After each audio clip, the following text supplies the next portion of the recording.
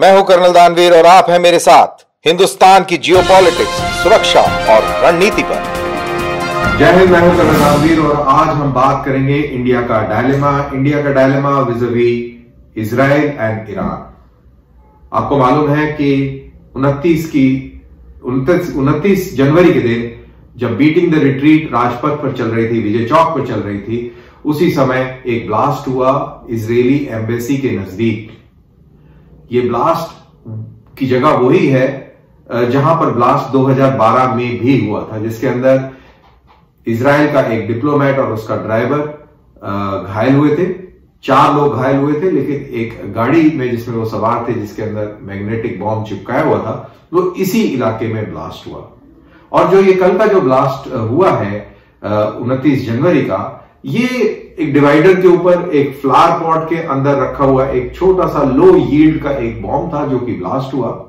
नुकसान किसी को नहीं हुआ, लेकिन इसके साथ इसके नजदीक एक लेटर पाया गया, जिसके अंदर जिक्र किया गया है कासिम सुलेमानी का और डॉक्टर मोहसिन फखरजादे का। कासिम सुलेमानी एक ईरानी जर्नैल था, जिसको अमेरिका ने टारगेट किया और उसको खत्म किया, और मोहसिन फखरजादे एक न्यूक्लियर साइंटिस्ट था, बहुत आला दर्जे का इरानियन न्यूक्लियर साइंटिस्ट था, जिसको यह कहा जाता है कि मोसाद, जो कि इजराइल की एक इंटेलिजेंस एजेंसी है, उसने टारगेट किलिंग करके उसको खत्म किया।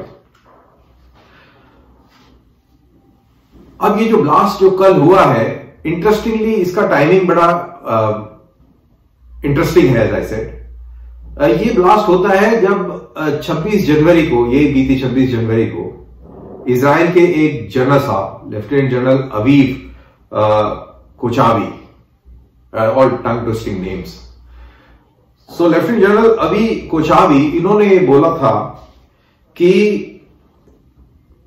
Attack plans against Iran are being revived and said that US return to 2015 accord with Tehran would be wrong। यानी कि वो ये कह रहे थे कि अगर अमेरिका और ईरान की जो न्यूक्लियर डील 2015 की दोबारा रिवाइव होती है, जैसा कि आपको मालूम है ट्रंप इस डील से परे हो गए थे, हट गए थे, अगर ये रिवाइव होती है तो ये अच्छा नहीं होगा और इजराइल अपने अटैक प्लान्स को रिवाइव करेगा।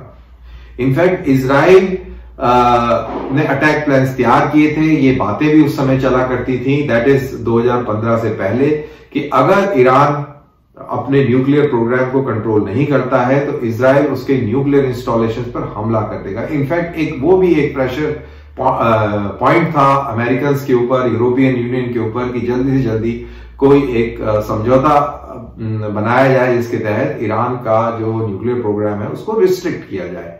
तो बहरहाल वो हो भी गया था, लेकिन ट्रंप की अपनी पॉलिटिक्स, ट्रंप ने सारे कार्ड्स जो हैं वो सऊदी अरेबिया पे लगा दिए और ईरान को दरकिनार कर दिया। कारण उसके बहुत सारे हैं, वो अलग बात करेंगे, इसके बारे में मैंने पहले बात भी करी है, तो वो हम इसको छोड़ देते हैं। जहां तक सऊदी अरेबिया और अमेरिका के ताल्लुकात का सवाल है, इजराइल और सुन्नी वर्ल्ड के नॉर्मलाइजेशन का सवाल है, ये इसके बारे में अलग से बात मैं कर चुका हूं। हम बात करेंगे अभी सिर्फ ईरान और इजराइल की। तो इजरायली जनरल इनके ये रिमार्क थे और उन्होंने ये 3 बातें करी। ये बात कर रहे थे तेल अवीव की यूनिवर्सिटी है,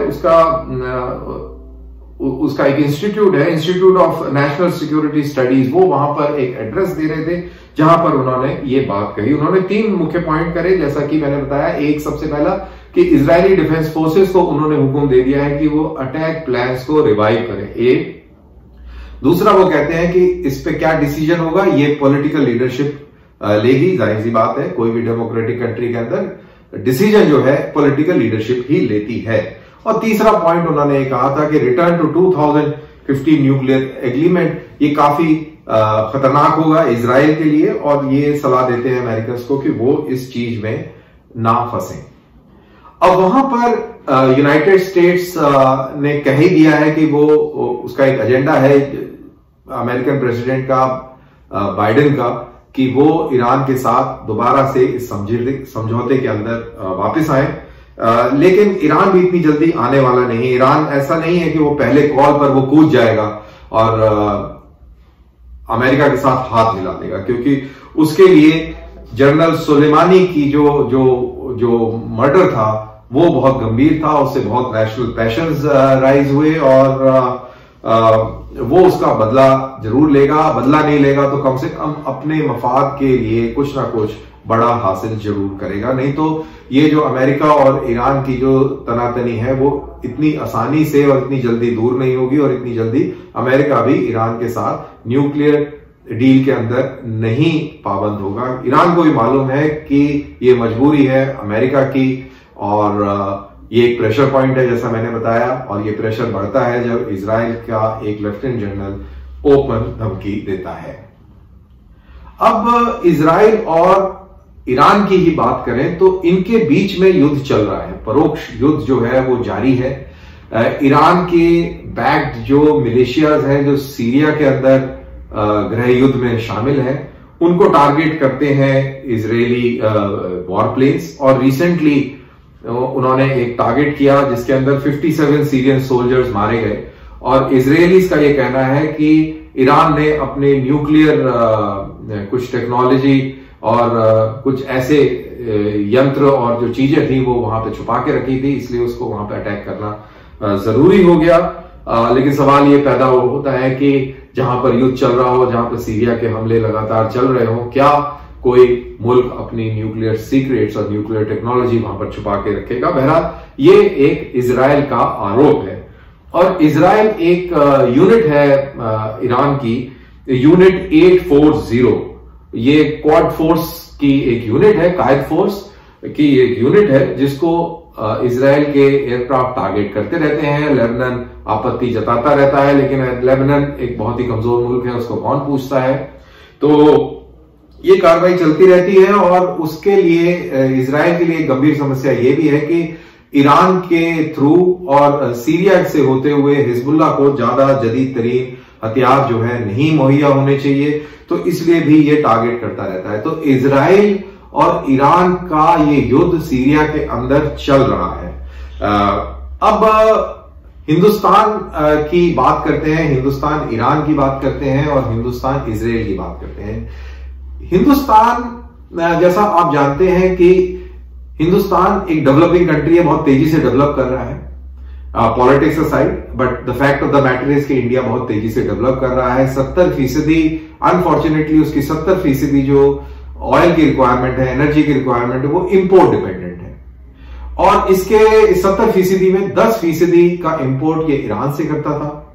अनफॉर्चुनेटली ट्रंप की जो रवैये थे और ट्रंप के जो सैंक्शंस थे, उसके चलते हिंदुस्तान को ये 10% का जो एक बहुत अच्छा फायदा होता था, क्योंकि वो सस्ती दरों में हमें ऑयल मिलता था, वो हमें मुहैया होना बंद हो गया। हमें जो वेवर चाहिए था वो वेवर नहीं मिला, और हमारे जो जियो स्ट्रेटेजिक इंटरेस्ट जो छाबहार में है, जो कि एक गेटवे है towards the central Asian republics और अफगानिस्तान के अंदर, वहां पर भी हमारी इन्वेस्टमेंट को धक्का लगा। तो उम्मीद है कि ये नए एडमिनिस्ट्रेशन के आने के बाद शायद ये चीजें बदली होंगी। बहरहाल ये देखा जाएगा। और उधर दूसरी तरफ इजराइल है, जिसके साथ हमारे डिफेंस के जो ताल्लुकात हैं वो बहुत हाई लेवल के हैं। एक समय था जब इंडिया रशिया से सबसे ज्यादा रक्षा का साजो सामान खरीदता था, लेकिन अब हिंदुस्तान जो है इजराइल का सबसे बड़ा इंपोर्टर बन गया है, इजराइल से डिफेंस इक्विपमेंट का सबसे बड़ा इंपोर्टर बन गया है। अब हमारे इजराइल के साथ में सिक्योरिटी रिलेटेड ताल्लुकात भी हैं, वो काफी सारी जानकारी टेररिस्ट रिलेटेड देते हैं, लेकिन हमारी जो दुविधा बढ़ जाती है, क्योंकि हमारे अच्छे ताल्लुकात ईरान के साथ भी हैं, और हमारी दुविधा बढ़ जाती है जब इजराइल ईरान को आतंकवादी मुल्क बोलता है, तो हमें बैलेंस करना बड़ा मुश्किल हो जाता है। तो ये सारी कुछ चीजें हैं। एक तरफ हमारे को बहुत बेहतरीन टेक्नोलॉजी इजराइल से मिल रही है, बहुत अच्छा डिफेंस इक्विपमेंट मिल रहा है जो कि हमें अमेरिका से नहीं मिलता है, और वहीं दूसरी तरफ हमारा इकोनॉमिक इंटरेस्ट है, सिविलाइजेशनल इंटरेस्ट है ईरान के अंदर, जिसको भी धक्का लगा था ट्रंप के दौरान। तो ये सारी चीजें हैं। और अब ये जो ब्लास्ट हुआ है इजराइल के एम्बेसी के नजदीक, जिसके पास एक ये नोट मिला है, ये एक गंभीर चिंता का विषय है, ना ही सिर्फ इजराइल और ईरान के ताल्लुक से, but from the point of view कि आपके मुल्क के अंदर इसका मतलब कि आतंकवादी हैं, जो कि इजराइल को टारगेट करने के लिए तैयार है, कुछ नेटवर्क है, कुछ मॉड्यूल्स हैं, तो ये भी एक चिंता का विषय है। और साथ ही हमें इस बात पर भी सोचना पड़ेगा कि जिस तरीके से दिल्ली के आसपास हमने ये फार्मर प्रोटेस्ट और सिख प्रोटेस्ट और अब ये जाट प्रोटेस्ट चल रहा है, पूरे सिक्योरिटी का एस्टैब्लिशमेंट इस चीज के पीछे लगा हुआ है। और जो असली काम है, जो सिक्योरिटी का काम है, हार्ट ऑफ दिल्ली, वो कहीं ना कहीं इफेक्ट हो रहा है। तो इस चीज पर भी हमें गंभीरता से गौर करना चाहिएगा। तो मैं आपको इसी थॉट के साथ छोड़ता हूं कि ये इंडिया का एक बहुत बड़ा डायलेमा है कि कैसे इजराइल और ईरान को बैलेंस करके चला जाए, साथ ही साथ इंटरनल पॉलिटिक्स और इंटरनल सिक्योरिटी का भी एक इशू है। मैं यहीं पे अपनी बात को खत्म करता हूं। अगली बार फिर मुलाकात करेंगे किसी नए टॉपिक के साथ। इन द मीनवाइल मैं आपसे रिक्वेस्ट करूंगा कि आप जो है मेरे चैनल को सब्सक्राइब करें, लाइक करें और शेयर करें। मेरे को उससे बहुत प्रोत्साहन मिलेगा। तो अगली बार फिर मुलाकात करते हैं। जय हिंद।